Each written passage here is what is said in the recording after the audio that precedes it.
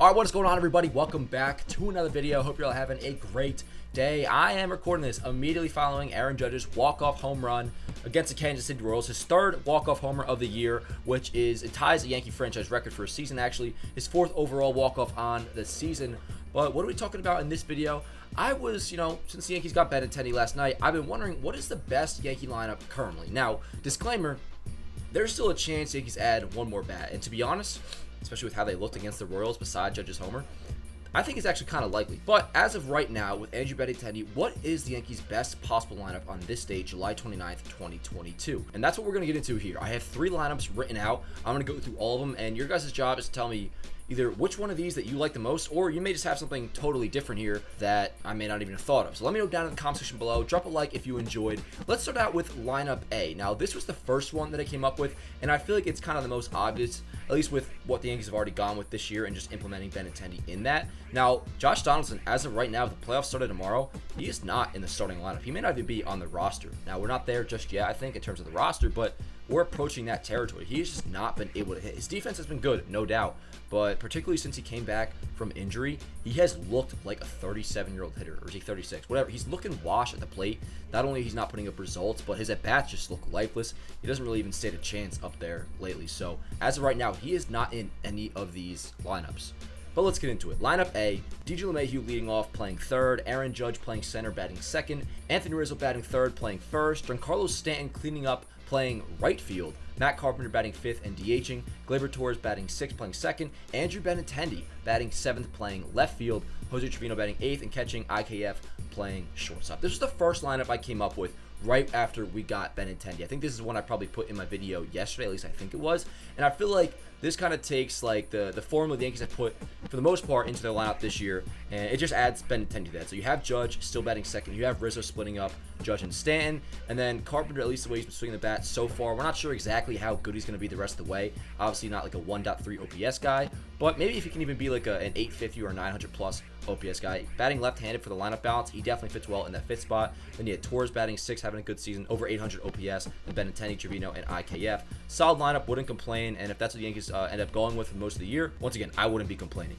Moving on to lineup B, and this one is very similar to the first one. Only difference is it does have Aaron Hicks in it instead of Matt Carpenter. This is more of like a platoon-based lineup, whereas you probably would, against the lefty, this is the lineup that you would use. LeMahieu leading off, then Judge, Rizzo, Stanton, Gleyber Torres, Andrew Benintendi batting sixth instead of seventh, then Aaron Hicks batting seventh, playing right field, Jose Trevino, and then IKF. Once again, pretty similar to the first one. This one just has Hicks instead of Carpenter. Now, lineup C, and this is what I posted on Twitter earlier today, and it's something that, like, a week ago, a couple months ago, a couple years ago, I never would have thought that I would be for this. I'm always a Aaron Judge to bat second in the lineup kind of guy. Sometimes I even want him to bat leadoff. The reason behind that is, one, he's a high OBP guy, so it makes sense to have him at the very top of the lineup. And two, he is by far the best hitter on the team. So over a full season, if he's batting first or if he's batting second, that gets him more at bats, gives your hitter the most at bats compared to batting him third or fourth.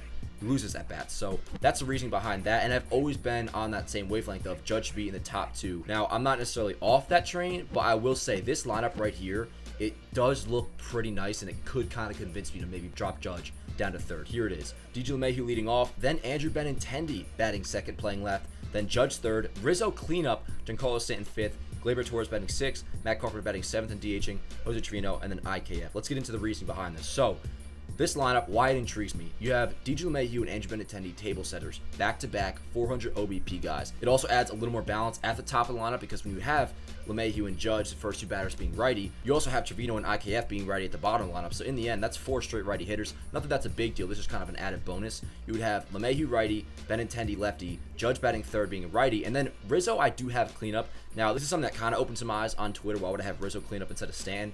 This isn't necessarily what I would do. It might be. This is, I think, what the Yankees would definitely do, though. I don't think they want to bat Judge and Stanton back-to-back. Same way it is now, at least when Stanton's healthy. They'd like to split up them two with Anthony Rizzo. So I think for lineup balance purposes and just kind of like difference of hitter to kind of switch it up a little bit. Rizzo being between those two guys, batting fourth, I think that would make the most sense in this optimization of the lineup. Then Stanton batting fifth, Gleyber Torres batting sixth, Matt Carpenter batting seventh. I really like the idea of Matt Carpenter batting seventh, by the way. Just really lengthens out the lineup. And overall, that's what the addition of Benintendi does. It lengthens out the Yankee lineup so much. Then Trevino and IKF. But yeah, look at that lineup balance. It goes righty lefty, righty lefty, righty righty, lefty, righty. That to me is solid, and just overall, once again, it really lengthens out the lineup. I'm not saying this is exactly what I would want to go with, but where it stands right now, if the Yankees were to roll this out tomorrow, I think I would be pretty damn pleased with it. And that's coming from somebody who usually doesn't like to bat Judge anywhere out of the top 2 in the order. I don't know. Let me know, guys. How do you feel about this? Do you think I'm crazy with this lineup, or do you think this is the way to go? I don't know. Let me know. Comment down below. I know this is a quick video, but I'm also just really amped up after the Yankees walk-off win. Judge, 3rd homer of the year. And let me just say, guys, really appreciate what Judge is doing. 39 home runs now. He just tied his season total for homers that he hit last year in 2021 with 39. He tied that tonight, and it is July 28th, guys. It is nuts. And I tweeted this out earlier. I want to mention it on here. For anybody out there, like, there's people that think there's a chance that he's going to let Aaron Judge walk. I'll tell you right now, no chance in hell. You do not need to worry. When you hit the pillows tonight, don't be stressing about Aaron Judge's future in the Yankee uniform. He's going to be brought back no matter what. They will not let this guy go. He's too good of a player. He's indisputably the best player in baseball right now. And talent aside, the marketability that comes with Judge, it's a no-brainer to bring him back. Yeah, he's going to get over $300 million, but the team that's going to give it to him and is going to sign the contract with him is going to be the Yankees. And it's going to take Judge being smart as well. An article just came out earlier, I think it was on ESPN, where Darryl Strawberry was saying, I hope Judge doesn't make the same mistake that I did when he signed a big deal. I think it was a big deal with the Dodgers and he left New York. Judge is not an idiot. They're not going to be dumb enough to let him leave New York, and he's not going to be dumb enough to leave New York. Just such a good mutual relationship, and not to mention when he breaks the legitimate home run record, he's on pace at 63 homers this year. When he breaks that, it's going to be a no-brainer. They're going to bring him back, so don't worry about that. I'm pumped. Judge is going to be a Yankee for life, and feeling good. We needed that win. Tough Subway Series loss. Mets fans acting like it's the World Series as usual. That's fine. Listen, the loss bothered me, no doubt about it, but it bothers me like any other loss does. Like, if we lost against the Royals tonight, I would be just as mad as I was when we lost to the Mets or to the Reds, to the Red Sox, to the Astros, whatever. A loss is a loss, but also a win is a win, so we should be feeling good after that Royals 1-0 victory. Even if we only got 2 hits, it ended in good fashion. That's going to do it for this video, guys. Hope you all enjoyed. Let me know which lineup of these 3 that you like the most, and yeah, should be some more videos coming up with hopefully another trade or 2 or 3 coming for the Yankees. And yeah, I'll see you guys next time. Let's go, Yankees.